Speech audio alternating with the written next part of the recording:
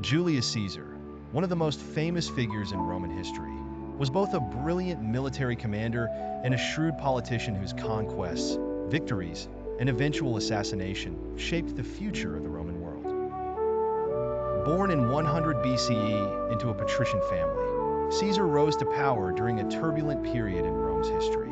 His ambition, tactical genius, and relentless drive led him to expand the Roman Republic significantly, most notably through his conquest of Gaul. Caesar formed the first triumvirate in 60 BCE with Pompey and Crassus, two of the most powerful men in Rome. This political alliance allowed him to secure a consulship in 59 BCE and was appointed governor of the provinces of Cisalpine Gaul, Transalpine Gaul, and Illyricum for 5 years. Caesar's greatest military achievement was his conquest of Gaul, a region roughly corresponding to modern-day France, Belgium, Luxembourg, and parts of Switzerland. His campaigns in Gaul, known as the Gallic Wars, began in 58 BCE and lasted until 50 BCE. Battle of the Helvetii, 58 BC. Caesar's first major battle in Gaul was against the migrating Helvetii tribe, who sought new land. He decisively defeated them at the Battle of Bibracte, forcing them to return to their homeland. Defeating the Germanic tribes, 58 BC later that year, Caesar confronted the Germanic king Ariovistus and his forces, defeating them in battle and securing Roman dominance over the region. Subjugation of Belgica, 57 BC, Caesar turned his attention to the Belgae, a coalition of Gallic tribes in northern Gaul. His victories in battles like the Battle of the Sabus against the Nervii tribe helped solidify Roman control over Belgica.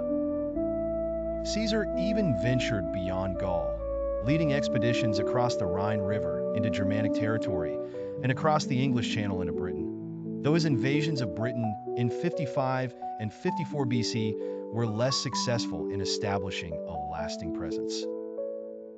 Caesar's toughest challenge came from the Gallic rebellion led by Vercingetorix. In the Siege of Alesia, 52 BCE, despite being outnumbered, Caesar's brilliant tactics led to a decisive victory and cementing Caesar's reputation as one of Rome's greatest military leaders. As Caesar's power grew, so did tensions between him and the Senate, particularly with Pompey, who had once been his ally. In 49 BCE, Caesar famously crossed the Rubicon River with his army, an act of defiance that effectively declared war on the Roman Senate. Caesar's swift march on Rome forced Pompey and many senators to flee to Greece. Caesar pursued Pompey, eventually defeating him at the Battle of Pharsalus in 48 BCE, despite being outnumbered. Pompey fled to Egypt, where he was assassinated on orders from the Egyptian king. Arriving in Egypt, Caesar became involved in local politics, supporting Cleopatra in her struggle for the throne against her brother, Ptolemy. Caesar's alliance with Cleopatra resulted in a love affair and the birth of a son, Caesarion. He also helped her secure her position as the ruler of Egypt. The final battles, 47 to 45 BC, Caesar returned to Rome, defeating the remnants of Pompey's supporters in battles such as the Battle of Thapsus, 46 BC, in North Africa, and the Battle of Munda, 45 BC, in Spain, effectively ending the Civil War. With the Civil War won, Caesar returned to Rome as the undisputed ruler. In 44 BCE, he was declared dictator for life. During his short reign, Caesar enacted a number of important reforms that would shape the future of Rome. A fun fact about Julius Caesar is that he was the first Roman to have his own month named after him. The month of July, formerly Quintilis, was renamed in his honor, as he was born in that month.